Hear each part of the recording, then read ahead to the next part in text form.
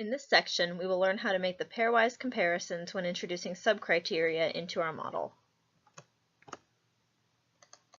I have here the model that I made in the previous section. I've gone ahead and made all the pairwise comparisons the same as they were in the previous sections, except of course the ones I've just introduced.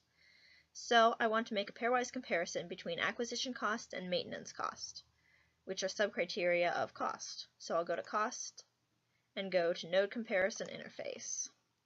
And so here I have one pairwise comparison. Now that's because there's only two choices. If there were more than two, then I'd have more than one comparison to make. So let's say I think that maintenance cost is strongly more important than acquisition cost. So I click 5. If you look over here to the right, you'll notice that the inconsistency is 0. That's because there's only two choices. If there was more than two, we'd have to keep an eye on that inconsistency level and make sure it was under 0.1.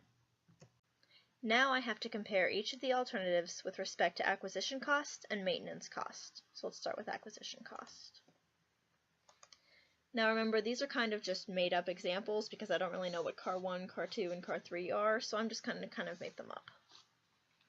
Let's say 8, 5, 4, and then let's say for maintenance cost, let's say 7, 5, and 3.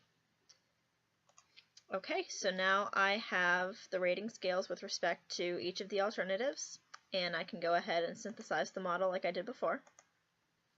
And there you go. So even with the subcriteria factored in, car 2 is the most preferable option out of the 3.